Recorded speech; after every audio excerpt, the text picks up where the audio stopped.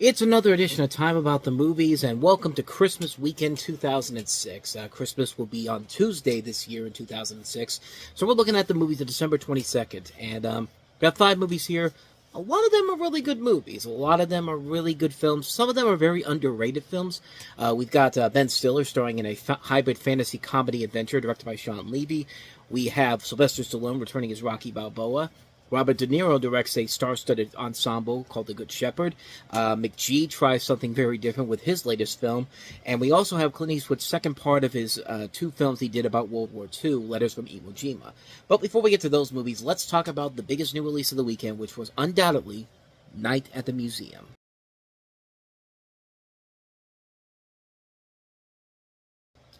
So many things work to this movie's advantage. The fact that it was coming out on Christmas weekend, the movie is set around winter time. There's literally, the climax is literally taking place inside of a wintry New York City. In a wintry New York City, I should say, not inside a wintry New York City. This was just pitch perfect timing for this movie in general. And this movie doesn't get the proper respect it deserves. I mean, it's not a great film by any means necessary, but it's a perfect movie to come out around the holiday season. If you want to go see a good, big family adventure film, this one is definitely the one to see. And this is based off of a book, by the way. This is based on, I didn't know this was actually based off of a 1993 children's book by a Croatian author, Milan Trenk. Which then again, that makes sense because they do make references to him in this movie, and as well as the other movies as well. But in the film, Ben Stiller plays a divorced father who applies for a job as a night watchman at New York City's American Museum of Natural History, and subsequently discovers that the exhibits come to life at night, animated by a magical Egyptian artifact, protected by Kamen Ra, played by no, not Kamen Ra. That's later on in the series, but he's played by he's played by Rami Malek. I can't remember who. The Mummy of Akhman Ra. Akhman Ra is the one I'm thinking of here. Like I'm thinking of the sequel, which has Hank Azaria as Kamen Ra, and then they did an animated sequel. But Rami Malek, pre-Mr. Robot, pre-Oscar win for Bohemian Rhapsody, which I still don't think he should have won. He deserved to win for his performance in that, but. I always remember when I think of Rami Malek and Bohemian Rhapsody, when they went to the Oscars and they showed the clip from the movie. They didn't show any of his acting. They showed him singing, but not singing like lip syncing to Freddie Mercury's actual song. Like, I always remember that. The movie they were so embarrassed. They were so afraid that, why not show an actual clip of Rami Malek acting instead of just showing him lip syncing? I mean, that just makes no sense whatsoever, But we'll get to that movie eventually down the road. But we're going to talk about Night at the Museum. And like I said before, it's a really good movie. It is a very ambitious, impressively put together movie with some really cool special effects overall. The concept overall is very fun too. Ben Stiller working in this museum at night and everything comes to life at nighttime. It's kind of like the complete polar opposite of a movie like The Relic, which, if you don't remember that movie, that was a movie where they had this creature locked up inside the museum, and he starts attacking people at nighttime. And imagine that, except much more family-friendly and not as violent as that movie. Although that's a great movie, by the way. The Relic is an underrated little gem. Definitely check that out if you want to see a really cool, underrated little horror film. But this is a really good movie, too. Ben Stiller, I think, plays the part of the straight man in here pretty well. Like, he is the straight man in this crazy world that he finds himself in. Carla Gugino, she's okay in the movie. She isn't anything too special. She's just there to kind of be the love interest to Ben Stiller's character, which is funny because they completely abandoned her in the sequels afterwards. But you got Robin Williams playing Teddy Roosevelt, which pitch-perfect casting right there. I mean, that's the one thing you take away from this movie. Robin Williams is amazing as Teddy Roosevelt in this film. You see Owen Wilson in there as one of the little soldiers. Steve Coogan is also the other soldier. And they have a lot of good fun moments in there. Like, I always love the scene where, like, everything is epic to them, but then you cut the camera back, and it's like nothing at all is happening. It's just like, they do this a couple times in these movies, and it's always a fun little gag here and there. The part that really got to me the first time I saw it, the one thing is this movie has a really good twist involving Dick Van Dyke's character as well as Mickey Rooney and Bill Cobbs. You don't really see it until the third act. They're the bad guys in the movie, and when I first saw this movie, I was just like, okay, that took me completely off guard because I was not expecting Dick Van Dyke, Mickey Rooney, and Bill Cobbs to be the bad guys in this movie. I would have thought somebody like Ricky Gervais. I thought he was going to be the bad guy overall, but no, it was those 3 guys, and I gotta give the movie credit. It really does take you by surprise the first time you see it, and like I said before, this movie is nothing spectacular, nothing too amazing. It's a good fun movie. It's a type of movie that you take the kids to it's on a Saturday afternoon, and you have a good time with it. The kids like it, and you as an adult can find a lot to admire about it as well. It also helps that it's directed by Sean Levy, and I've talked about this director before. He's a good comfort food director. He can make movies that are not great films overall, but they're really good movies that you can just watch and just have a good time with it. He knows how to entertain his audiences. I mean, he's proven that this year with Deadpool and Wolverine. You got a script written by Robert Ben Garant and Thomas Lennon, of course, the guys behind Reno 911. They write a lot of good stuff, too. Not everything they've written is great, but this is one of those movies where they know exactly what they're doing here. Chris Columbus is the producer on here. Of course, he usually makes a lot of good movies as the producer. Not always, but sometimes. But this is the guy that did Home Alone. This is the guy that was the producer on Jingle All the Way. I mean, he's made a lot of good stuff overall. And the film itself is just a good, fun movie. If you go into it with the right mindset, if you know you're not going to see anything too spectacular overall, but in terms of story, but the comedy is very good. The writing is very good. The visuals are very impressive. The adventure is very good, and you and the kids can get a good enjoyment out of it. I mean, these movies, they're good. They're good movies. They're solidly entertaining films. They're not meaning to go above and beyond. They're just there for you to have a good time, and they do just that. And like I said before, this was perfect timing to release this at Christmas time, and people ate it up. I mean, not only was the movie a massive hit, but it actually helped the Real Life Museum of Natural History in New York City see massive masses coming in there as a result of this movie's success. And for a movie to do that, that's pretty impressive, because museums really are not that impressive to go to, but a movie like this does that. And then all of a sudden it's just like, okay, this movie's doing something right, obviously. So yeah, it's a really good movie. Not a great film overall, but like I said, you go into it with the right mindset, you can have a good time overall. It's a good, fun family adventure film. And I really like it a lot. I like these movies a lot. They're not great films overall. They're silly, they're ridiculous, over-the-top fun, and I think that's the reasons why you go see it. They're good, fun films. Definitely worth checking out if you haven't seen it. Night at the Museum, a good, fun time overall. Speaking of good, fun times, our next movie, Rocky Balboa, is back in. Sylvester Stallone stars in Rocky Balboa.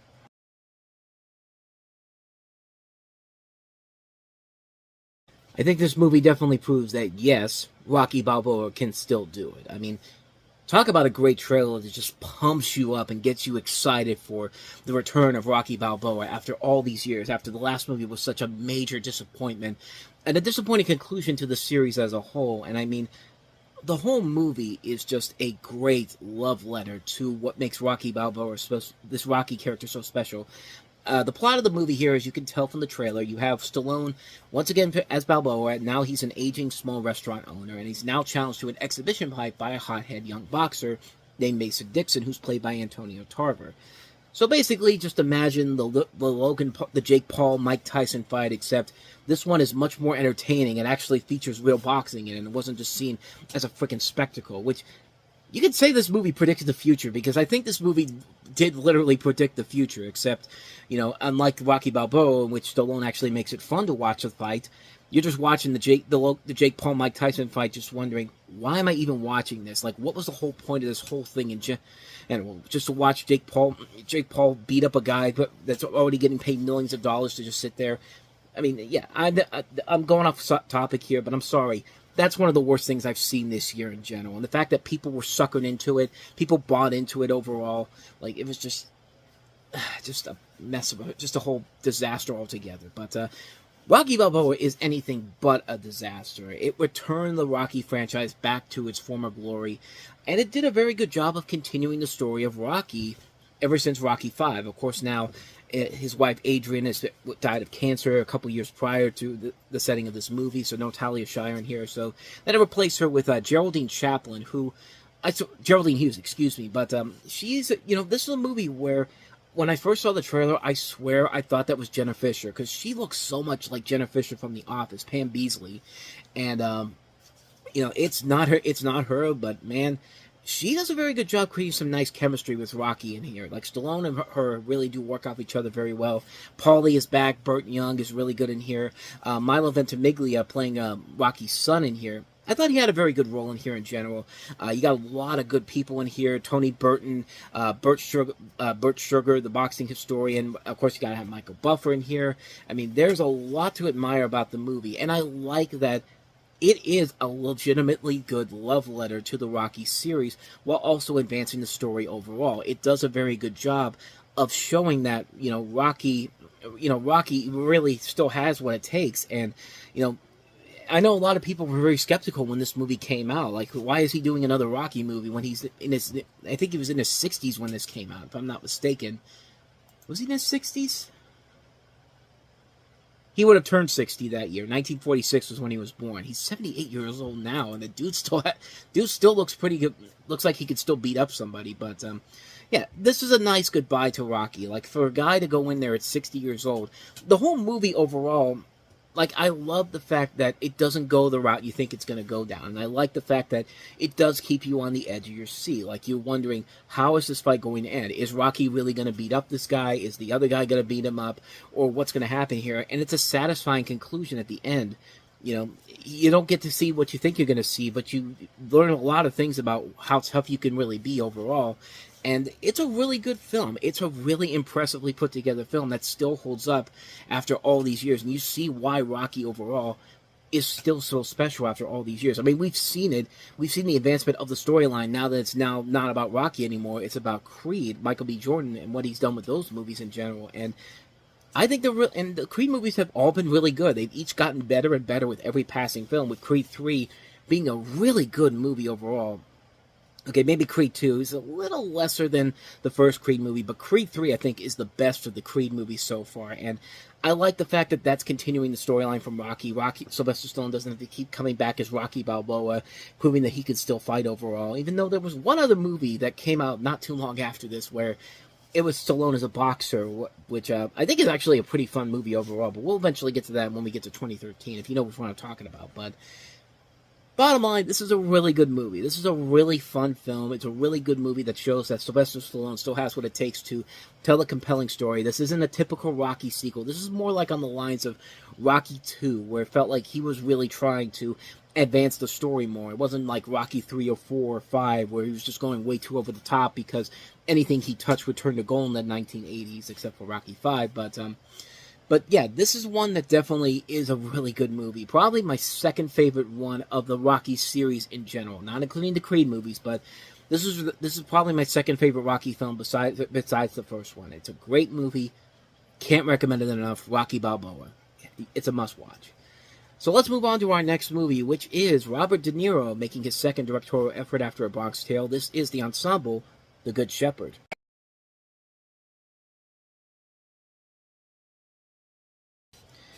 So this is actually based off the events of the life of James Jesus Angleton, and it's advertised as telling the history of the birth of the counterintelligence in the CIA.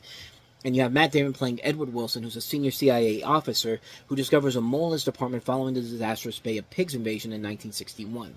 And the film delves into Wilson's complex life, starting from his college years at Yale University, from his initiation to the Skull and Bones fraternity, and to his recruitment and intelligence work in World War II.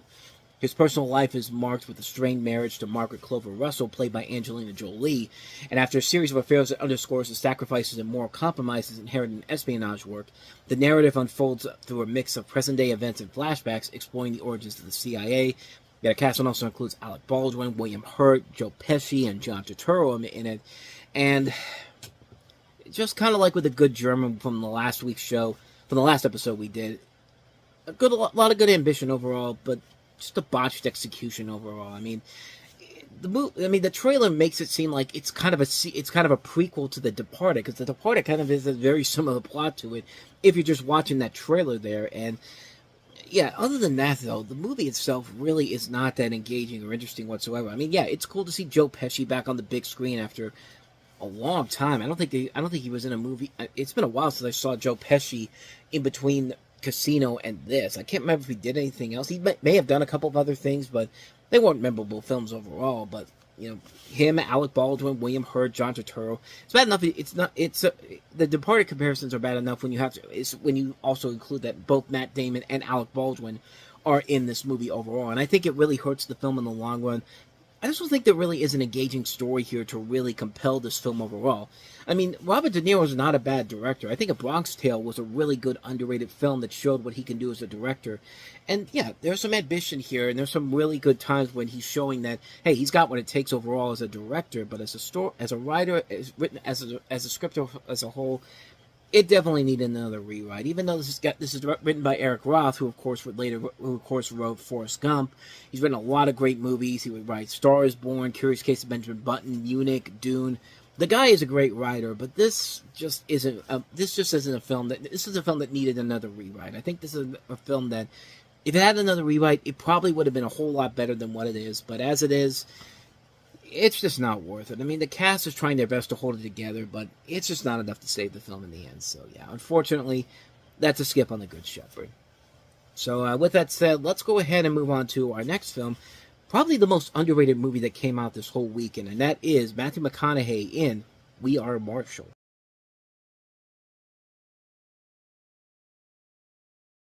You know, it figures that Mick G does something that's completely outside of his norm, and what a shocker. Nobody wants to go see it, which I think it's a shame because I really like this movie a lot. This is a movie that depicts the aftermath of the 1970 plane crash that killed 75 people, 37 players of the Marshall University Thundering Herd football team, 5 coaches, 2 athletic trainers, the athletic director, 25 boosters, and the airport crew of 5. And Matthew McConaughey stars as the new head coach that's going to try to turn the team back around. You have Matthew Fox starring as assistant coach, his first major motion picture role following his success on Lost.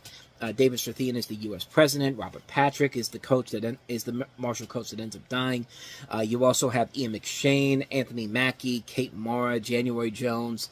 Just a terrific cast overall in here. And this is a really good movie, man. This is a movie that I was really impressed by how much I really enjoyed it when it first came out. I mean, it was a movie that, yeah, it's a typical underdog sports story, but they do a really good job of keeping the message really coming through here that, you know, just because of this massive tragedy doesn't mean that everything needs to shut down completely, and that you have to give people some hope in the world. And this movie does a very good job of showing that. Not only does it show what Mick G could do as a director, but for Matthew McConaughey, man, like, you know, this was around that time when he was just known mostly for his romantic comedies.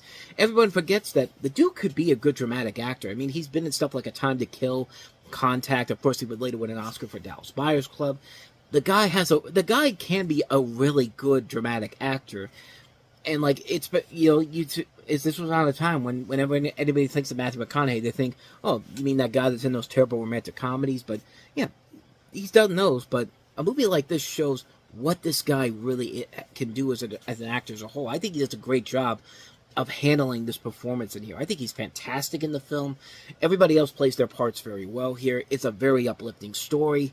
It's a film that I really don't think gets enough attention because of the fact that most people saw it as just like, okay, it's another one of these underdog sports movies here. But then again, if Disney probably put this out, this probably would have been a bigger hit overall because they were really cooking with those underdog sports films at the time. But because it was Warner Brothers and the fact that it was being pushed into this release date with all these big holiday releases, yeah, nobody went to go see it, unfortunately. But it's a shame because they really should, because it's a really good film. It's a film that I think deserves a lot more attention. It shows what Mick G can do as a director as a whole, doing something that's outside of his norm completely. It's a great movie. I really like it a lot. It's definitely one that I recommend people check out. It's a really good film. We Are Marshall, absolutely a well-made film. So let's go ahead and move on to our last movie that we have here, and that is Clint Eastwood's second film about World War II, released in 2006. The much better film, in my opinion, and that is Letters from Iwo Jima.